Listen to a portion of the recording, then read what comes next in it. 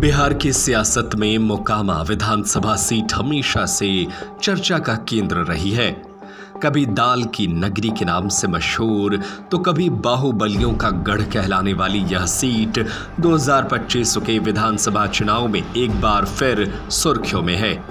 इस बार मोकामा की सियासी बिसात पर एक नया दांव खेला जा रहा है। प्रशांत किशोर की जन स्वराज पार्टी से बिहार के पहले मुख्यमंत्री श्री कृष्ण सिंह के परनाती और पूर्व डीजीपी आनंद शंकर के पुत्र अमृतांश आनंद का चुनाव लड़ना लगभग तय माना जा रहा है। यानी भूमिहारों के गढ़ में दो दिग्गजों में जोर आजमाइश का प्रशांत किशोर ने भूमिका तैयार कर दिया है। पीके ने बाहुबली पूर्व विधायक अनंत सिंह के खिलाफ मजबूत घेराबंदी की है। ऐसे में सवाल यह है कि क्या अमृतांश की स्वच्छ छवि और श्री कृष्ण सिंह की विरासत मोकामा में वर्षों से चली आ रही बाहुबल की राजनीति पर भारी पड़ेगी? क्या भूमिहार वोटर जो परंपरागत रूप से अनंत सिंह का समर्थन करते रहे हैं, इस बार श्री कृष्ण सिंह के परिवार की ओर झुकेंगे? बता दें कि मोकामा विधानसभा क्षेत्र पटना जिले में स्थित है। मुंगेर लोकसभा सीट के अंतर्गत आने वाली यह अपनी भौगोलिक और सियासी अहमियत के लिए जाना जाता है। गंगा के दक्षिणी तट पर बसा यह क्षेत्र राजेंद्र सेतु के जरिए उत्तर बिहार से जुड़ा है। 1951 में गठित इस सीट पर 1990 के दशक से बाहुबलियों का दबदबा रहा है। अनंत सिंह के बड़े भाई दिलीप सिंह, सूरजभान सिंह और अनंत सिंह जैसे नेताओं ने इस सीट को अपने प्रभाव में रखा। खासकर अनंत सिंह, जिन्हें छोटे सरकार के नाम से जाना जाता है, इस सीट से 2005 से 2020 तक लगातार 5 बार विधायक रहे। 2020 में जेल से चुनाव लड़कर भी उन्होंने जीत हासिल की थी। हालांकि अवैध हथियार मामले में अयोग्यता के बाद 2022 का उपचुनाव उनकी पत्नी नीलम देवी ने जीता। क्या मोकामा का मजबूत दीवार ढहेगा? लेकिन 2025 के चुनाव में जन स्वराज पार्टी के अमृतांश आनंद के मैदान में उतरने की चर्चा ने यहाँ की सियासी समीकरण को बदल दे, हैरानी नहीं होगी।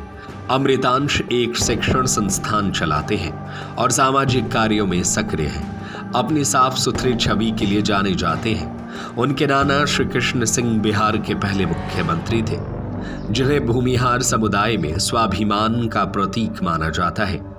उनके पिता आनंद शंकर बिहार पुलिस के पूर्व डीजीपी थे, जिनकी ईमानदारी की मिसाल दी जाती है। डीजीपी से रिटायर होने के बाद भी आनंद शंकर बस से ही सफर करते हैं। अनंत सिंह की बादशाहत का अंत होगा। ऐसे में जन स्वराज पार्टी के संस्थापक प्रशांत किशोर का यह दावा मोकामा में बाहुबली और जातिवादी राजनीति को चुनौती देने की कोशिश है। अमृतांश की उम्मीदवारी को पीके का एक्सपेरिमेंटल मॉडल कहा जा रहा है, जो स्वच्छ छवि और विकास की राजनीति पर जोर देता है। मोकामा में भूमिहार वोटरों का प्रभाव अहम है। इस सीट पर अब तक ज्यादातर भूमिहार नेता ही जीतते रहे हैं, सिवाय 1967 के, जब रिपब्लिकन पार्टी ऑफ इंडिया के बी लाल ने कांग्रेस के उम्मीदवार को हराया था। अनंत सिंह को भी भूमिहार वोटरों का समर्थन मिलता रहा है, लेकिन उनकी बाहुबली छवि और आपराधिक मामलों की लंबी फहरिस्त कुछ वोटरों को बदलाव की ओर मोड़ सकती है। पीके का मास्टर स्ट्रोक कितना कारगर? श्री कृष्ण सिंह के विरासत से जुड़े अमृतांश आनंद का इस बदलाव का चेहरा बन सकते हैं। उनकी शैक्षणिक पृष्ठभूमि और सामाजिक कार्यों में सक्रियता युवा और शिक्षित वोटरों को आकर्षित कर सकती है। प्रशांत किशोर की इस रणनीति से बिहार की 243 विधानसभा सीटों में से भूमिहार बाहुल्य 30 से 40 सीटों पर असर हो सकता है।